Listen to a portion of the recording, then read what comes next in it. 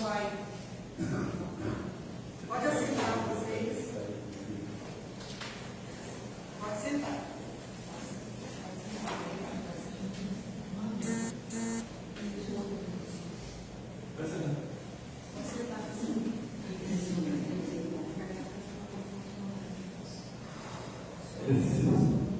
Eu estou um pouco alto.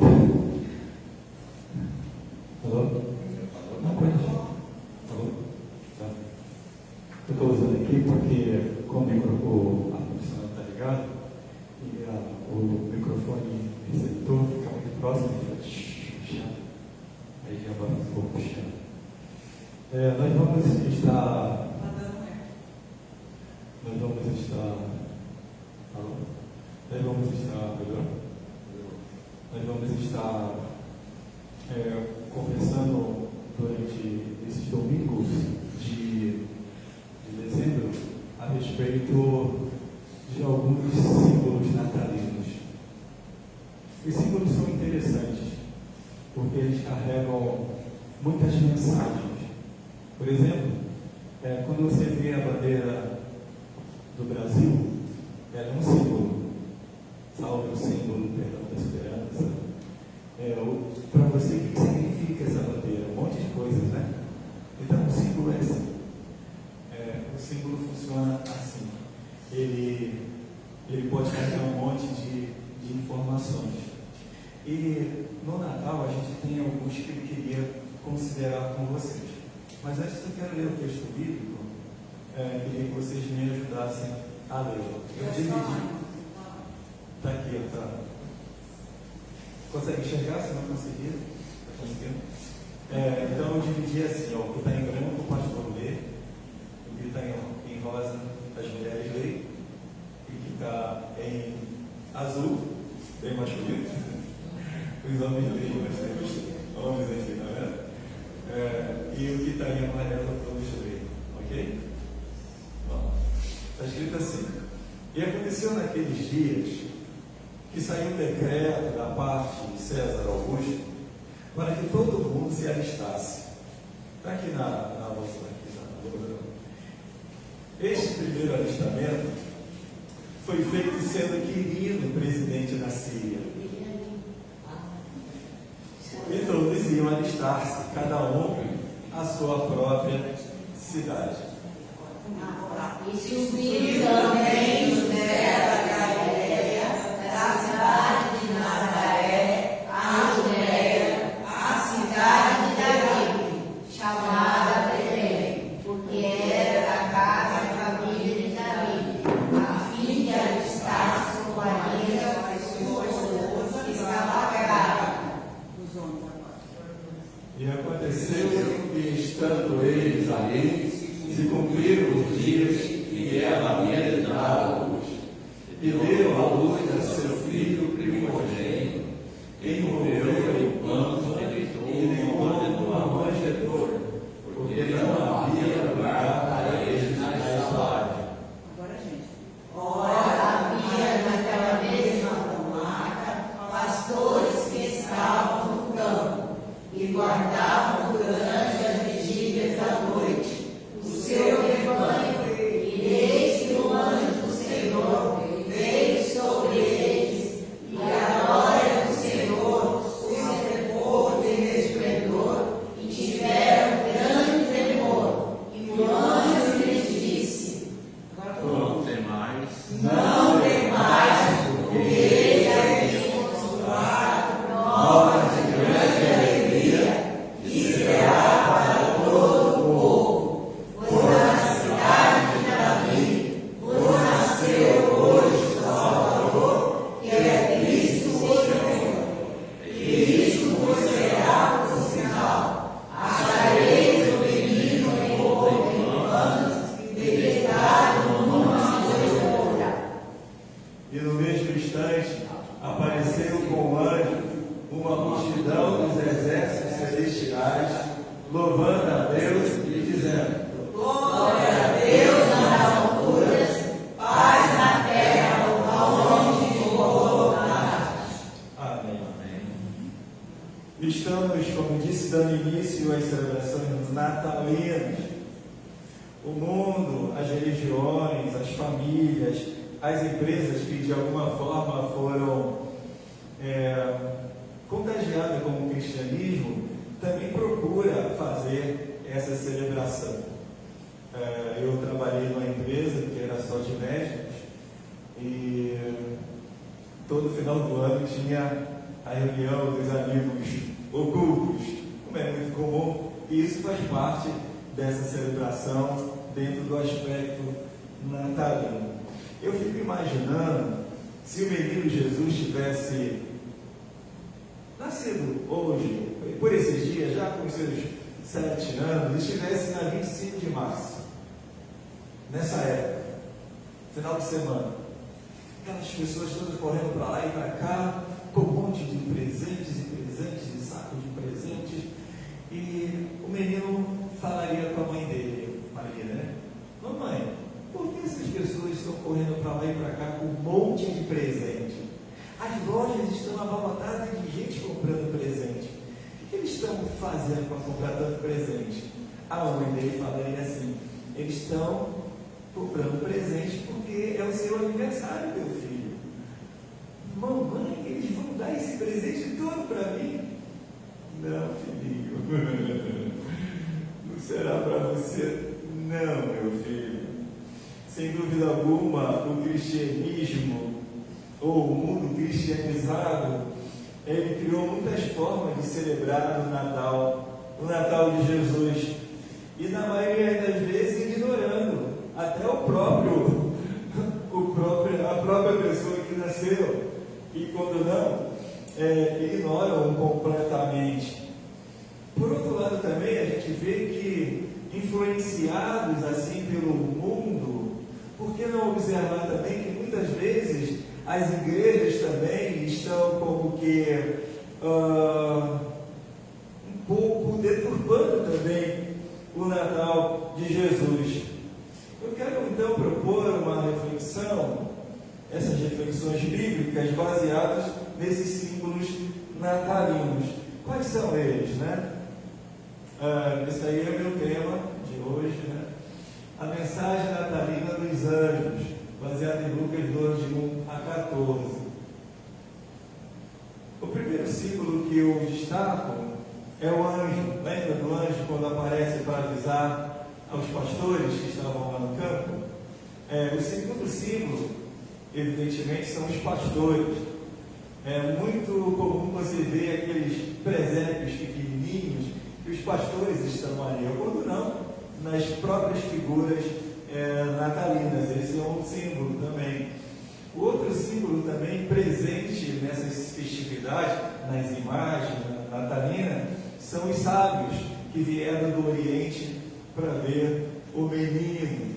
Um outro símbolo muito presente também, a gente até coloca, né, nas nossas casas, aquela estrela com o rabo como que fosse um cometa. Alguém pode dar um copo d'água?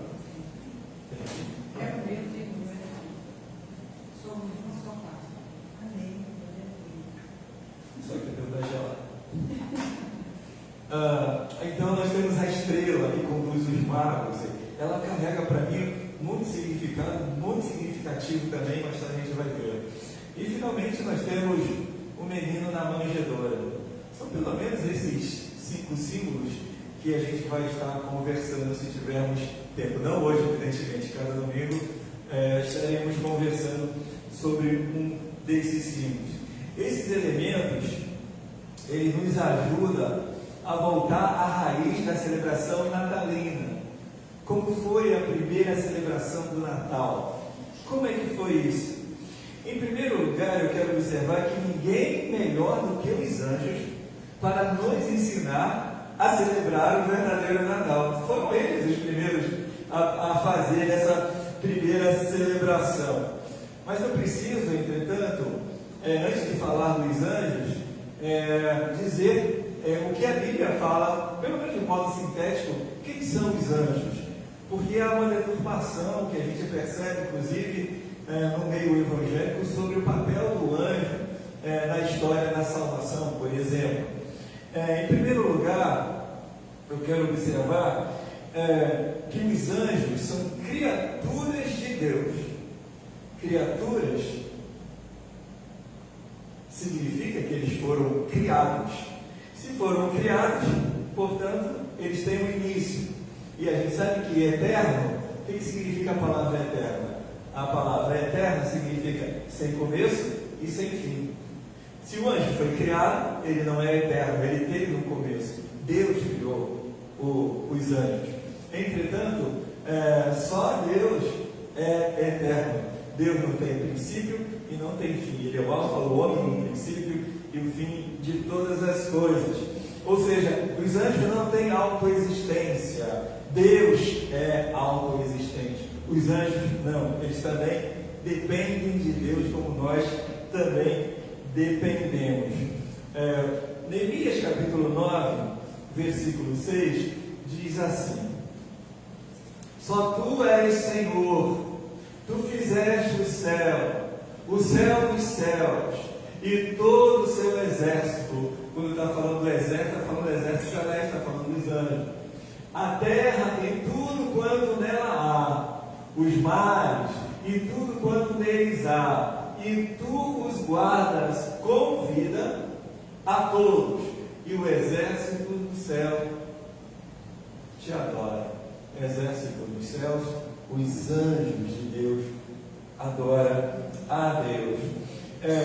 Segundo lugar, os anjos não são seres humanos. Isso a gente precisa observar. Olha só, o texto diz assim, em Mateus capítulo 22, versículo 30: porque na ressurreição nem se casam os homens, não se casam e nem se dão em casamentos, mas serão como anjos de Deus no céu. Jesus falando acerca de como nós seremos quando estivermos na eternidade. Ou seja, não se casar e não se dar em casamento significa que não há sexualidade, né, na eternidade. Essas são as primeiras coisas que vão se passar. Os anjos, portanto, eles não são seres humanos, eles também são seres assexuados. Bem, terceiro lugar, anjos são imateriais, isto é, não tem corpo material, mas apenas corpo espiritual. Em Hebreus capítulo 1, de 13 a 14, diz assim: e qual dos anjos disse jamais: assenta-te à minha destra, até que ponha a teus inimigos por escabelo de teus pés? Não são porventuras todos eles, percebe? Espíritos ministradores enviados para servir a favor daqueles que hão de herdar a salvação? Portanto, anjos são seres espirituais, são seres não materiais, são seres imateriais. Nós somos seres materiais, né? Temos Cardoso, anjo não. Em quarto lugar,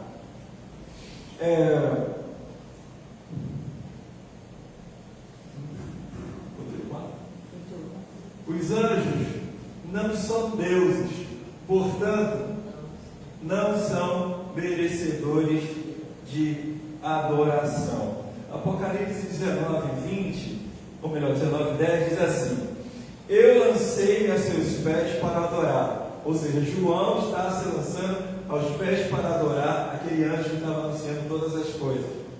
Mas ele disse, o anjo disse: olha, não faças tal, sou teu conservo e de teus irmãos que têm o testemunho de Jesus. Aí ele diz: adora a Deus, porque o testemunho de Jesus é o espírito da profecia. Ou seja, nós não adoramos a anjos, nós adoramos a Deus, e nem adoramos a homens, adoramos tão somente a Deus. Só Deus, o Criador de todas as coisas, o eterno Deus, esse é digno de toda adoração. Anjos não, eles têm o nosso respeito. Por que têm o nosso respeito? Porque são mensageiros de Deus, trazem uma mensagem de Deus. Portanto, Angelos significa anjo, que significa mensageiro. Anjo é mensageiro, e é o que ele vem fazer ali para os pastores, né? Eles vêm trazer uma mensagem. Ele foi lá na Gabriel, né? Foi lá avisar a Maria, trazer uma mensagem a Maria. Então os anjos estão sempre trazendo mensagem ou alguma ação dada por Deus. E esse texto todo que a gente leu no início me faz pensar em alguns ensinos que os anjos nos dão para que nós possamos celebrar de verdade o verdadeiro Natal. Primeiro ensino que eu tenho, assim, destacando do texto que a gente leu, os anjos nos ensinam que o nascimento de Jesus faz brotar o Evangelho da verdadeira alegria, não da alegria passageira, não da alegria de circunstância, mas a alegria que não se perde mais quem a tem. Infelizmente, você vai observar que no tempo de hoje, as pessoas que querem se alegrar, que não têm a verdadeira alegria, o que eles fazem para se alegrar? Coloca lá umas músicas estridentes, coloca muita coisa para se beber, para que eles possam se alegrar. Mas aquele que conhece Jesus, que tem aprendido acerca do verdadeiro sentido do Natal, eles não precisam dessas coisas, entende? Porque eles têm essa verdadeira alegria que é do Evangelho. Diz assim a palavra de Deus em Lucas 2,10: e o anjo lhes disse: não temais, porque aqui vos trago nova de grande alegria. Essa fala é poderosa, não é uma pequena alegria, é uma grande alegria que será para todo o povo, não é coisa exclusivamente dos pastores que estão lá, não é coisa exclusivamente para aqueles para o seu papai, para a sua mamãe e familiares, mas é alegria para todos. Eu acho bem interessante que essa alegria, essa grande alegria, ela não é um produto do comer, do vestir, do beber, e não vem nem das nossas conquistas. Essa verdadeira alegria não vem desses elementos que são, nós conquistamos, ficamos alegres. E sim, ficamos alegres quando conquistamos alguma coisa, quando temos saúde, ficamos alegres. Entretanto, o fundamento da alegria natalina, ela não se baseia nessas coisas, ela se baseia nessas boas novas de grande alegria. E isso me faz pensar que essa alegria, em primeiro lugar, vem de sermos testemunha da maior revelação de Deus para os homens. A maior revelação de Deus. Deus se manifestou de muitas formas. Lembra lá no deserto, como ele se manifestou naquela coluna de fogo, ele se manifestou, né, naquela nuvem que protegia o povo, tantos sinais, tantos milagres, anjos que apareceram representando Deus, muitos sinais, mas a maior de todas as revelações de Deus é a presença dele na pessoa daquele menino que nasce na manjedoura. Isso é grandioso para nós. E nós somos testemunhas disso. E nós somos testemunhas. Como é que você testemunha? Você viu alguma coisa? Não, eu não vi. Eu não vi. Você não viu Jesus nascer? Você viu? Não viu. Mas como você viu? Olha só. Em João 8,56, Jesus falou assim: Abraão, vosso pai, exultou por ver o meu dia, e viu e alegrou-se. Mas como Abraão? Eles até que choraram. Você não tem nem 50 anos, como você viu Abraão? Como Abraão te viu? Mas Abraão viu por revelação de Deus. Abraão está séculos distante do nascimento de Jesus, mas ele, pela fé, ele viu Jesus nascer. Eu não vi Jesus nascer, você não viu Jesus nascer, mas pela fé nós vimos, nós cremos na revelação de Deus. Essa é a certeza, essa é a nossa alegria divina desse anúncio do Natal. E nessa mesma perspectiva, o próprio Jesus também, depois da sua ressurreição, em João 20:29, ele disse assim: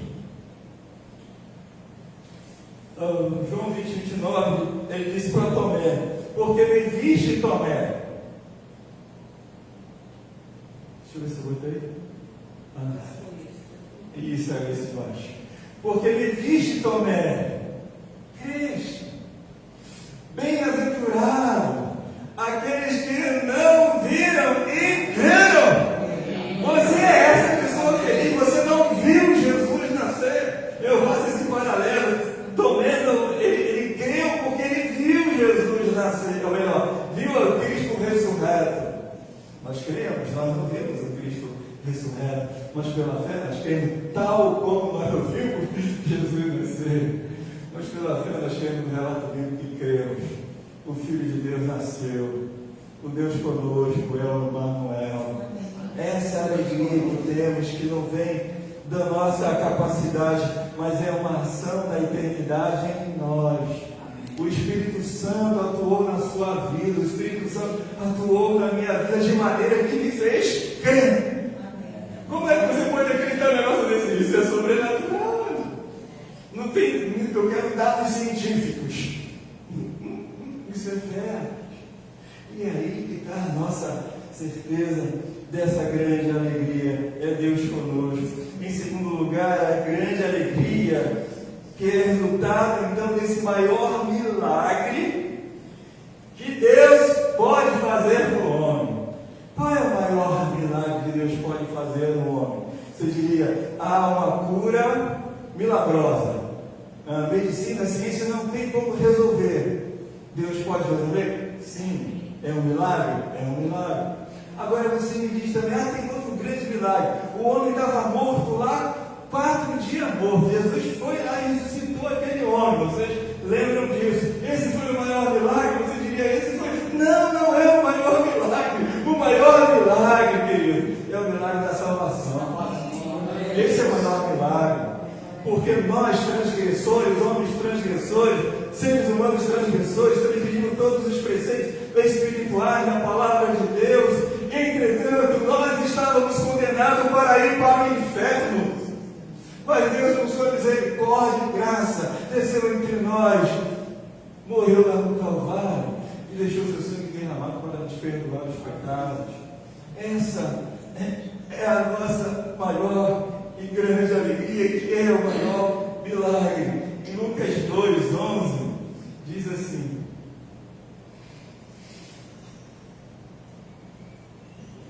pois na cidade de Davi vos nasceu hoje o Salvador. Amém. O Salvador, aquele que vem me salvar. Ele é o Cristo, o ungido de Deus para essa grande missão. Esse é o maior milagre que podemos receber da parte de Deus. Nasceu o Salvador do mundo e eu o recebi no meu coração. E você recebeu esse Salvador do mundo no seu coração. Por isso você tem o perdão dos seus pecados. Por isso você tem a vida eterna. Está lá aquele homem, né? Aquele homem era muito rico, muito rico. Ele tinha tudo que queria. Ele era o cara naquela região. Jesus conta essa história. Eu estou colocando em linguagem de hoje, né? Ele é o cara, aquele cidadão. Ele chegava e o homem dava frufa do dinheiro. Tinha muitos amigos. Comia, bebia, regalava de tudo. E lá na porta dele tinha um mendigo, todo machucado, cheio de ferida. Esse cara aí é perdido, está morto, não serve para nada. Aquele homem, o Deus dele era Mamon, a da riqueza.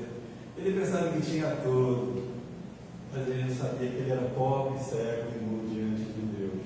E aquele miserável que estava lá, não tinha a herança da eternidade simplesmente porque era pobre. Ninguém nas escrituras sagradas vai para o céu porque é pobre financeiramente, mas porque é pobre de espírito, se arrepende de seus pecados e vê que diante de Deus você não é nada. Quem foi para o céu? Não foi aquele que achava que era o cara, rico de tantas coisas. mas foi aquele que aos olhos humanos não tinha prazer algum, não tinha alegria alguma, mas ele tinha a verdadeira alegria.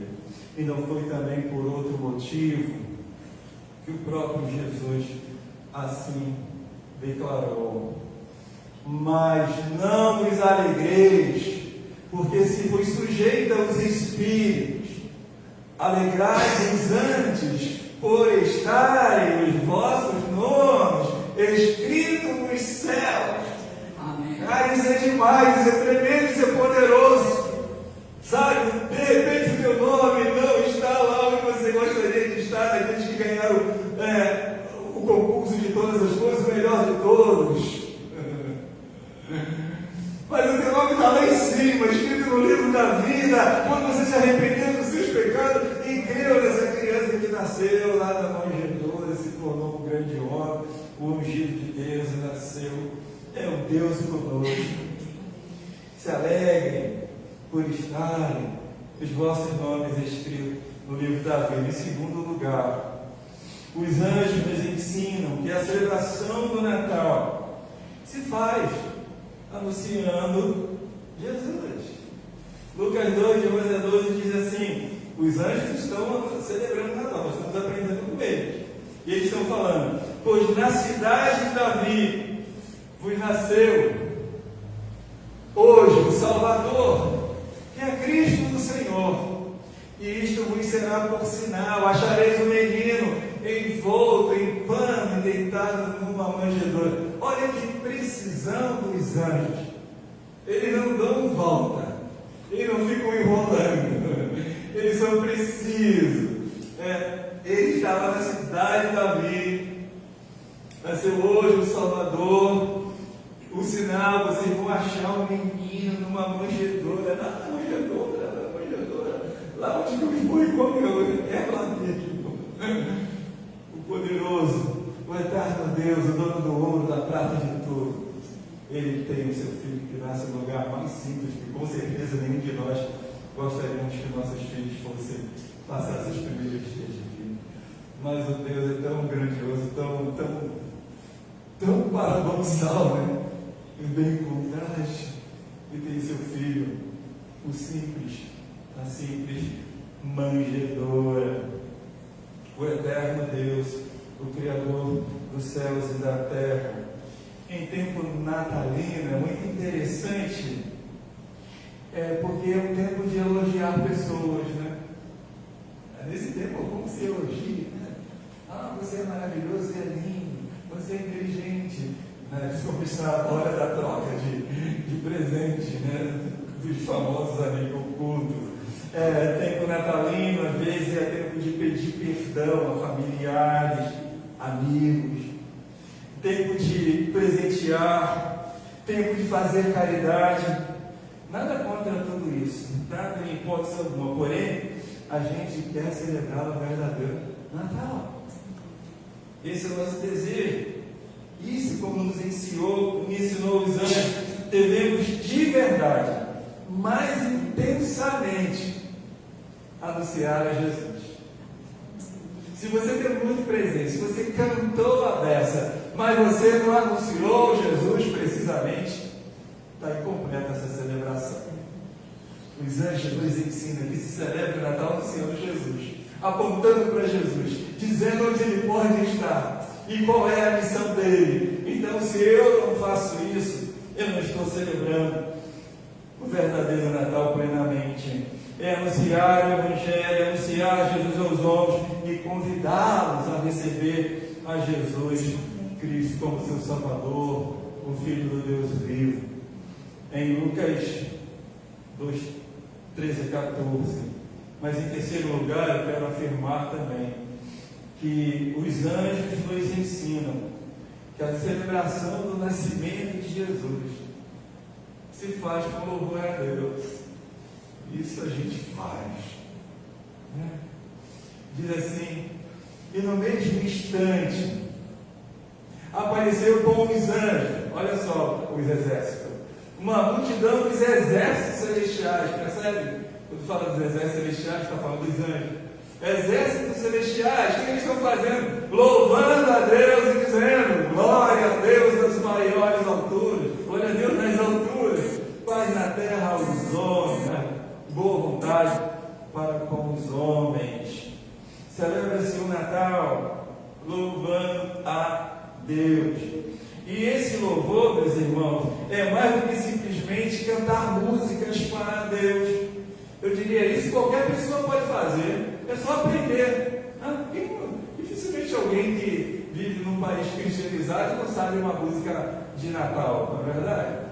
É noite de paz, noite de amor, todo mundo canta. Se você chegar num estágio, vamos cantar uma música de Natal, noite de paz, noite de amor. Ou então tudo é paz, tudo é amor, as pessoas cantam.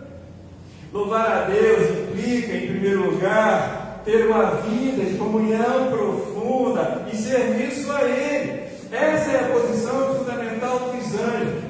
Os anjos, eles têm para com Deus, eles vivem em constante comunhão junto de Deus. O que eles estão fazendo? Eles estão a serviço de Deus. Então, o louvor que brota deles é louvor verdadeiro, autêntico. Da mesma forma, o nosso louvor a Deus para a celebração do nascimento de Jesus não pode ser apenas na época do Natal. Eu louvo a Deus porque aqui a gente louva a Deus todos os encontros e desencontros também, nas nossas casas. A gente louva a Deus, no caminho lavando roupa, passando, a gente está louvando a Deus. E mais do que isso, é estar a serviço de Deus. Os anjos nos ensinam que esse louvor deve brotar do coração de pessoas que estão a serviço de Deus. Muitos cantam, mas não tem nada a ver com Deus. Como disse o Senhor certa vez: esse povo me honra com os lábios, mas o coração está distante de mim. Cantam músicas até bonitas, mas como é que teu coração está servindo a Deus? O tempo todo em comunhão com Deus. Não, só no Natal eu vou lá na missa do Galo, sei lá, do Galo, foi na festa, alguma coisa assim. Louvar a Deus por seu grande feito, ou o feito maior para nós será resultado não simplesmente de um dia, de um mês de festividade, mas sim de uma vida inteira, totalmente dedicada a Ele. Como cantaram as crianças, elas cantam assim: sempre é Natal para mim, sempre é Natal para mim, a minha vida é uma festa sem fim, sempre é Natal para mim. Na terceira vez você já vai saber. Sempre é Natal para mim, sempre é Natal para mim, a minha vida é uma festa sem fim, sempre é Natal para mim. Você pode cantar comigo? Sempre é Natal para mim, sempre é Natal para mim, a minha vida é uma festa sem fim, sempre é Natal para mim. Em segundo lugar, louvar a Deus significa ter um sentimento maior de reconhecer a grande bondade e o amor de Deus para com a sua criação. Os anjos ficam encantados e ficam deslumbrados com todo o amor e compaixão que Deus tem para com a humanidade. Exaltá-lo de tal maneira que a eternidade possa ouvi-lo, não pelo volume da nossa voz, da capacidade do nosso pulmão, porque o que Deus ouve é aquilo que está no íntimo do nosso coração. Às vezes você pode de repente nem falar, foi o caso dos surdos, né?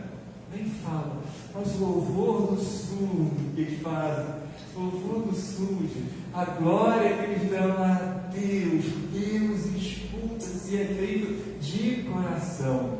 Talvez escute até mais alto do que vozes que emitem som. Exaltá-lo dessa forma, das maiores alturas. Concluindo, os anjos nos ensinam aquilo que eu vou chamar de tripé da verdadeira celebração do Natal. Que é? Devemos então celebrar o Natal de Jesus com a alegria eterna da salvação. Amém. Eu diria, se você não foi salvo, você ainda nunca celebrou verdadeiramente o Natal. Nasceu o Salvador. Se você se rendeu a Jesus, você já tem um bom princípio para celebrar de verdade o Natal, com essa alegria da eterna salvação. Segundo, devemos celebrar o Natal de verdade com a pregação das boas novas. Essa de grande alegria que será para todo o povo. Nasceu Jesus. Amém. Nasceu no meu coração, nasceu no seu coração e pode nascer no seu coração também. Terceiro, devemos celebrar o Natal com a vida em louvor a Deus. A vida inteira. Não só esses minutos, não só esse mês, mas a vida inteira, o tempo todo. Que sua vida seja uma vida de louvor constante. E aí você vai ver que Natal é mais do que 25 de dezembro. É janeiro, fevereiro, março, abril, maio, junho, todos os meses. Aquele que tem a salvação, prega o Evangelho, pode louvar a Deus. Que Deus nos abençoe. Amém? Nós vamos cantar. Amém?